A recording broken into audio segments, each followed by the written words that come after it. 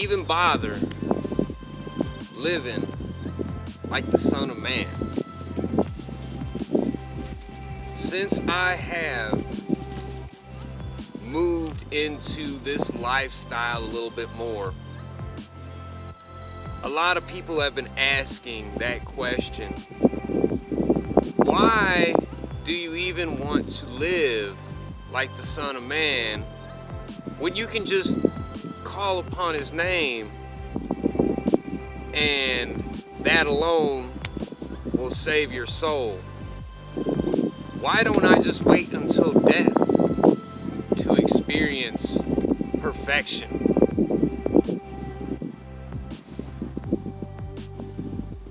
No worries, no need to get technical. Okay, I'm gonna explain to you and everybody else the benefits of living like the Son of Man. So the reason that we become Christians in the first place is to become disciples of Jesus Christ, otherwise known as Yeshua.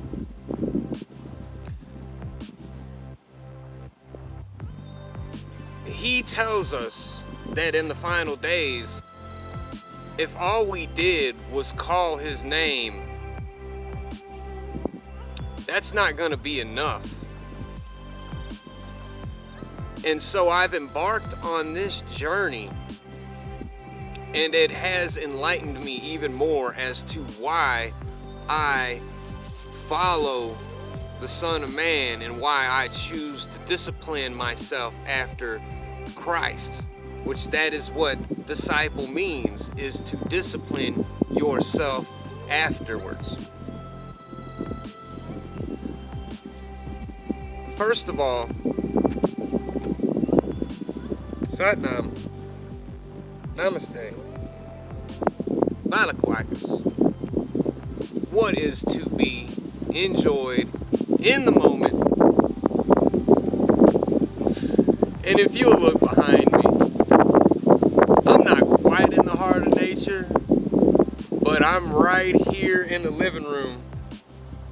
And it's beautiful out here to be out here every single day, just detoxing, getting a load of the birds, getting a load of the bees, and not in a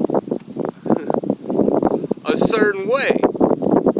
To just be out here, being friends with my dog, actually talking with people. If you go into the towns right now, due to this whole pandemic, which I will be doing another video on,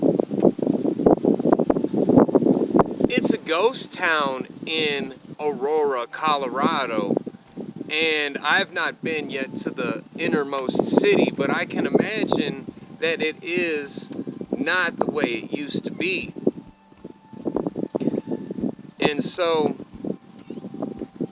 in this setting, in nature, you see so many people out here.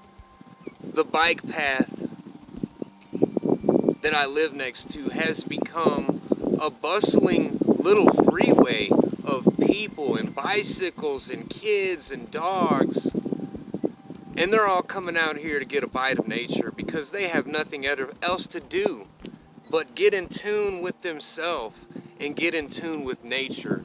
And so if you are stuck at home, if you are locked in quarantine, if you can't go outside and be in nature, do the best you can. Enjoy some pictures online if you got to. Watch me, watch this show, and you'll get plenty of nature. Because that's all I get. I live in nature, and I refuse to live in a box. I might live in a bag, but I refuse to live in a box. Put me in a little pocket. A little God pocket is what I like to call it. Because now more than ever I realize that everything that I see around me is a manifestation of God that you are a manifestation of God. I am a manifestation of God. My dog is over there laying down under a tree, and he is a manifestation of God. And so once you begin to realize that the trees and the birds and everything around us is God, we are in the belly of the whale. Okay? And so I prefer to live in a little God pocket. The first reason I choose to live like the Son of Man, and not just a little bit, I want to live just like the Son of Man. By year 4 of my project, that's what I plan to do. And I will be super grateful because I will have learned and perfected the art of gratitude.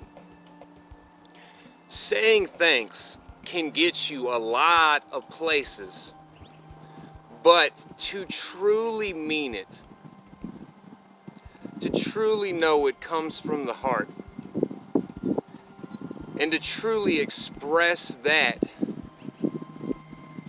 to nothing but yourself, leaves you feeling such empowerment. It makes you realize what you really have, and it makes you realize what you're really missing out on. Being grateful of what you have does not mean you're just going to settle for that and not want anything else. Now, that is a big part of it. Being content is a big part of manifesting. If you go back into a state of fear and a state of lack, and you start having negative thoughts, one of my catchphrases that I like to use is, have negative thoughts and see what happens. Okay, I'm not going to do anything, but somebody else might.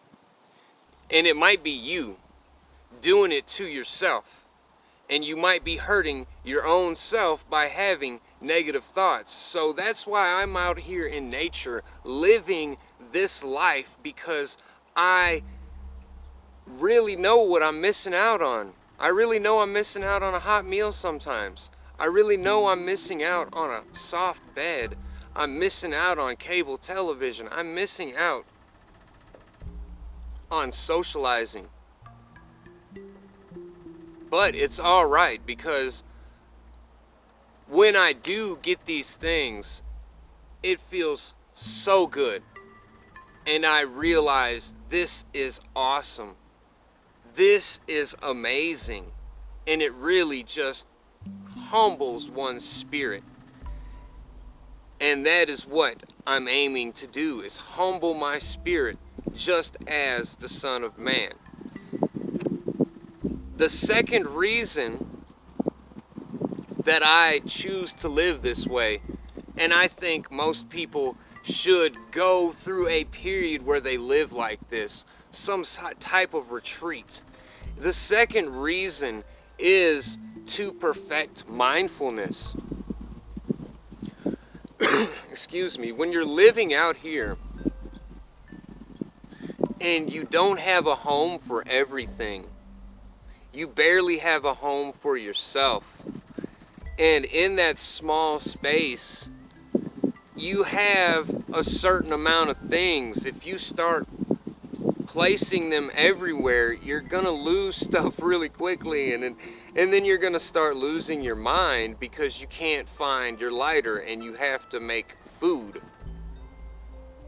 So this lifestyle really teaches a person grace, and it teaches them how to be mindful and think about everything they're going to do. Think about every drop of water that you're going to use. Think about what you're going to do this evening, tomorrow, for food. There's a lot of different things that you have to be mindful of, and it almost forces you to be mindful, because if you are not mindful, you will start having a really bad time really quick. Okay, and then it's just important to sit down and notice that that's not only in this lifestyle, that is outside in the world as well.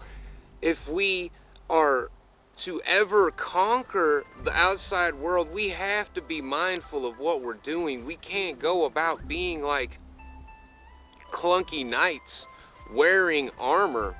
And when you get rid of that armor of society, of the matrix, when you get rid of that armor, it teaches you how to be a dancer on the water, and you learn how to have grace, or you will start having a bad time. And every time you have a bad time, you just shake it off, meditate on it. Why am I having such a bad time? You're not being mindful. You're stressing, you're living in the future, you're living in the past. You need to be involved 100% in what you're doing, and you'll stop losing stuff.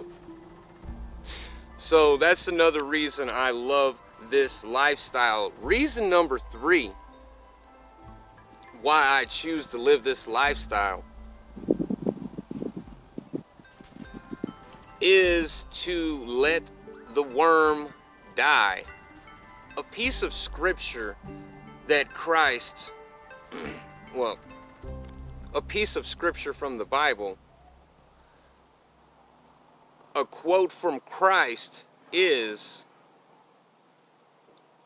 where the fire is unquenchable and the worm dieth not. I believe that is pretty much spot on. There's several different interpretations. Now, you can't even quote the Bible, but that was the gist, where the fire is unquenchable and the worm die not. And the worm that he's speaking of is controversial, but I know it today as the ego of the self.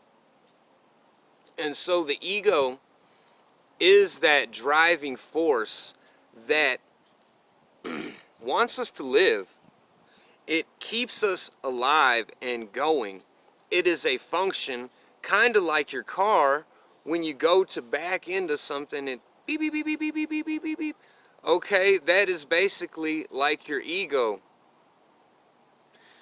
And it's good to have an ego, but sometimes when we feed this beast, because that is essentially what the ego is that beast, that primitive side of us, which if we feed into it, it will begin to feed off of us. It will begin to run our lives. And a lot of people are run by compulsion. They're run by their ego. They can't do certain things simply because they don't want to. It's not the fact that they cannot. Most individuals are capable of doing anything. You yourself are capable of putting a man on the moon. Okay, you have those capabilities. What are your preferences? That is the only thing in question. And so when I'm living this life out here, I learn to let that ego go. Eat what I gotta eat. Drink what I gotta drink. Do what I gotta do to get by. Excuse me.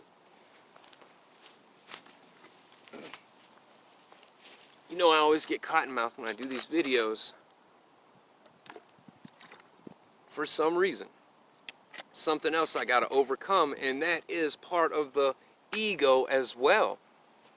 The fact that I get in front of a camera and it feels like I'm in front of 1,000 people.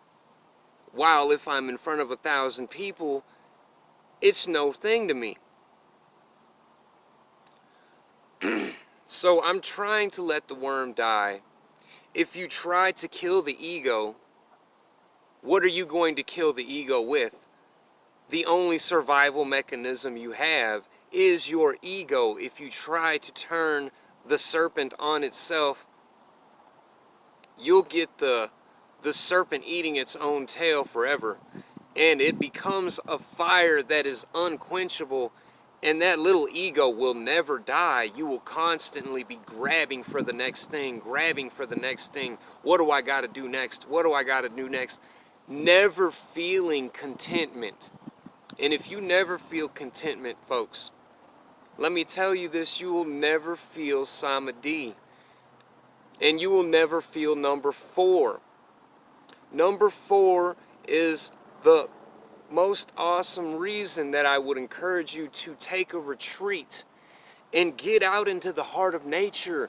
Take the bare essentials and destroy that ego, because number 4 is you get a little taste of heaven.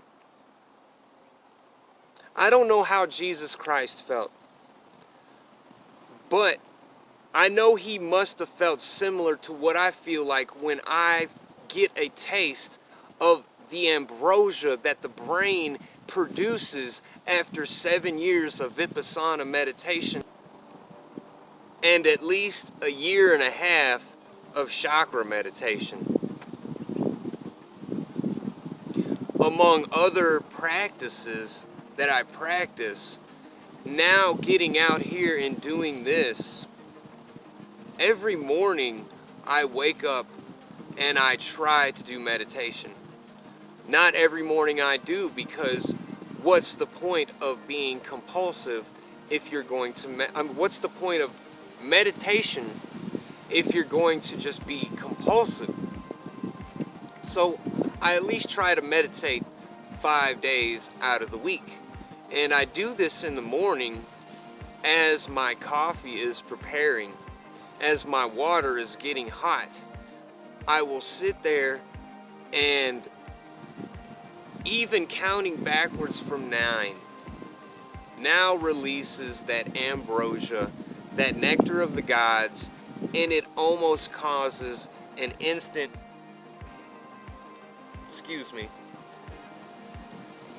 an instant samadhi, instant contentment. It's like I popped a Valium and a Vicodin.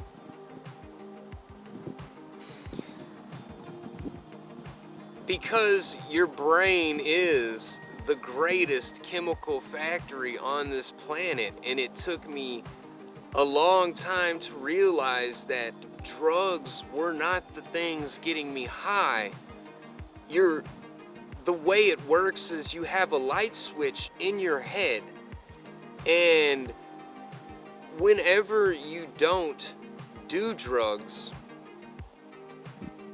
you can learn how to flick this. Even when you do drugs, and see, this is the thing about my treatment plan that I am creating, is you can still be high and learn that you are not getting high from the drug, because the switch in your head, whenever you do drugs, you're hitting that switch. But you can learn how to hit that switch manually by yourself, just by sitting there for 2 minutes. And I can get into such a state of bliss that my whole entire body will become numb. It's a beautiful thing, and it's gotta be what heaven feels like.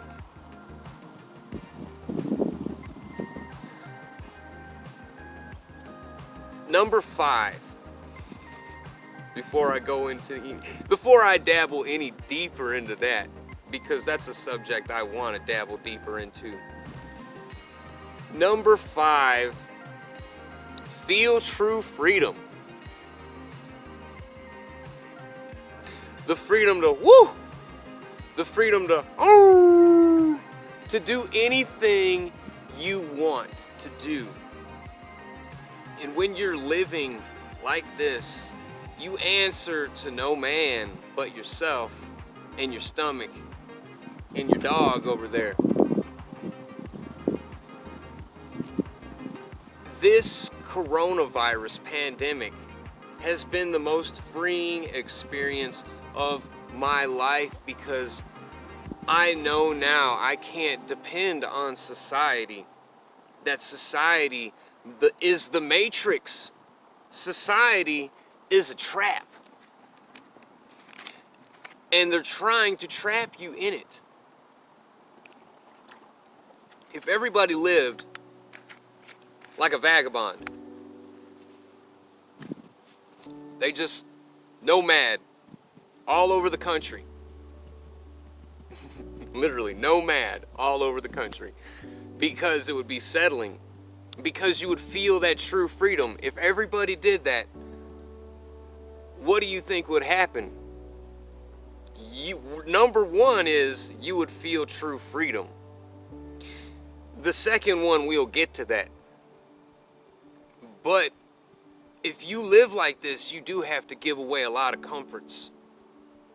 I plan to be saging out for year number 1. And then for 3 more years, I want to live nomadically.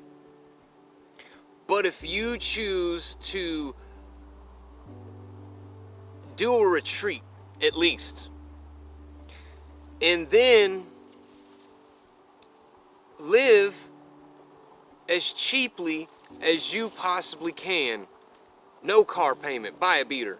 No house, buy a tent, buy a camper, buy something other than renting from a high-priced renter.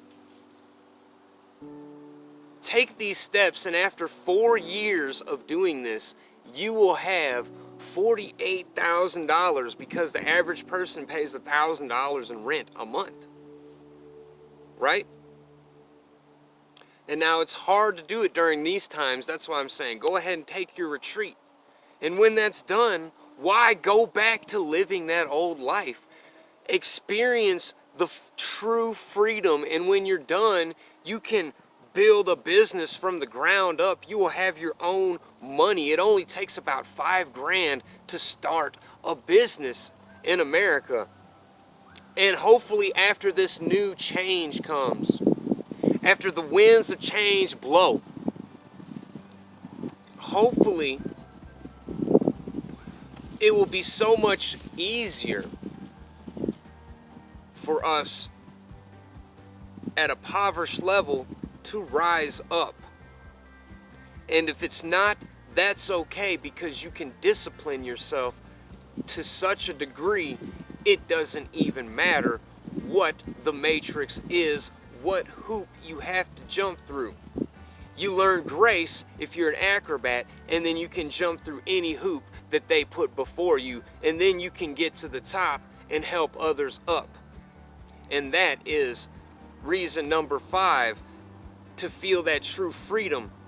In order to do that, and I will come up from the bottom, or I will die trying, and be a legend. It's a win-win situation. It's exactly what the elite do. Which brings us to point number 6. This way of living defeats the ego, but it also defeats the ego-driven. It defeats the corporate. It defeats the elite. It defeats those people who weren't able to handle this simple influenza-like virus. It's a new mutated form of virus. They never had anything set up.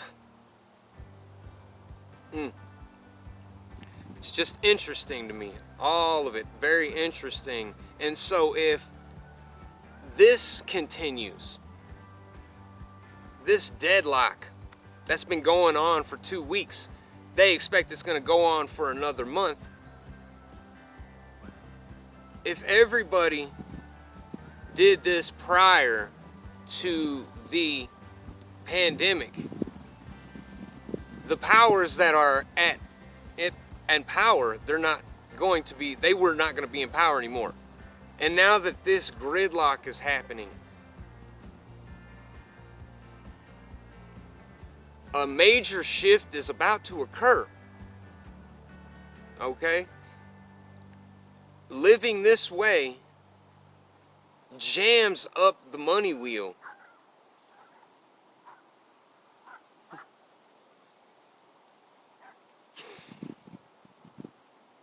Living this way really puts a damper on their project. And their project is to use you as a battery, to use you as horsepower. And how are they going to draw the horse in front of the carriage if they don't have the carrot? If you have no carrot to get, you cannot be controlled by anyone. And it really reinforces number 5. So living this way also defeats the corporate. It also defeats the elite. It makes it as to where who is going to work for them. And now we really have a chance to band together and know that we don't need so much to live off of. If a certain set of individuals do this, they will rise out of the ashes of this burning house of cards like a great phoenix. I wouldn't tell you no lies here.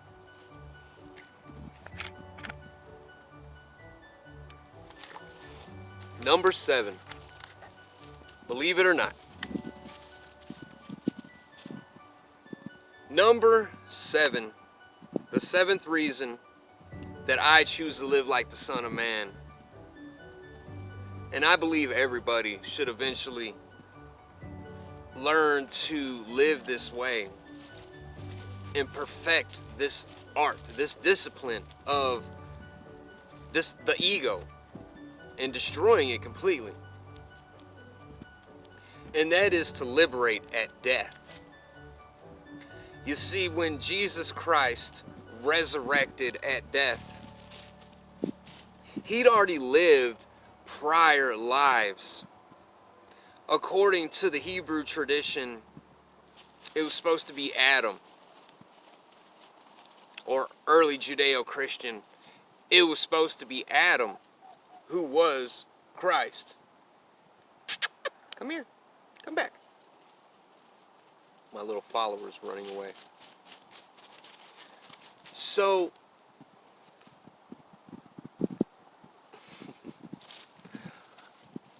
when we die, we are reincarnated.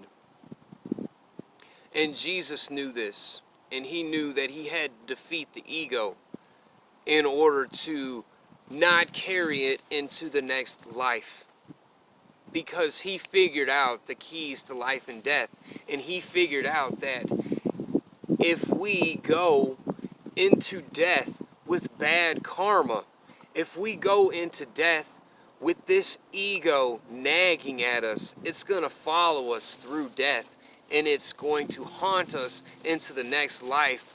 And the worm die not again. And the fire is still unquenchable. That's why it's important in this life to release all that karmic debt, however you say it. The debt of karma. You have to release it in this life. We have to release it in this generation, in this society as well. During this large apocalypse. And then you have to have an apocalypse within yourself. You have to have Armageddon within yourself. And you don't want to wait until your death to do this. And so what Christ did was he showed us that, because when he resurrected, if you go into the scripture and you'll see, they did not recognize him. How can you not recognize your fearless leader? His body's gone. They're looking for him everywhere. Where is this man? And he's sitting there talking to him plain as day right in front of them. How did they not know it was him? His soul went back into his body. Because it says in the scripture that he went into the belly of earth for 3 days. And if we release our karma upon death, if we liberate upon death, then we don't have to get beat over the head and all this other stuff and hung on a cross to do that. We can die a natural death, but we just have to perfect the art of letting that ego go. If we can learn to do that, our next life, we will have accumulated memories, and we can remember them, and we will be the lords of the earth. We will be the children of the resurrection. And there are so many people that have already done this, that are already running the world now, okay? That are already fighting against the other side that has been running the earth, okay? This is a new sect of people, and we're going to join that. I'm going to join that upon my death. No doubt. I remember some of my past lives, and I'm in alignment to do this purpose and become a rider on the storm. And you are too. Believe it or not, you have it in you, whether you choose to do it in this life or the next. And that's the beauty of it all. That's the beauty of life. You can choose to be who you want to be. You can choose to transcend anytime you want. You can choose to be that better version anytime you want. You have the power to be something greater than Jesus Christ ever was. He said himself, after he killed the tree with his finger, one day you'll be able to tell that tree, move into the water, and that tree will get up and move. I hope you have a wonderful day. I hope you have a wonderful pandemic. And be sure to watch the video on the pandemic itself, because I want to do a whole video on that and what to do, how to prepare yourself for what is coming next. But until that time, just breathe in that good karma. Breathe in that good prana. Satnam. Balaquackers. Namaste. Find something to enjoy in the moment. Love yourself. Respect yourself. You are loved. You are respected. The universe is always working in your favor.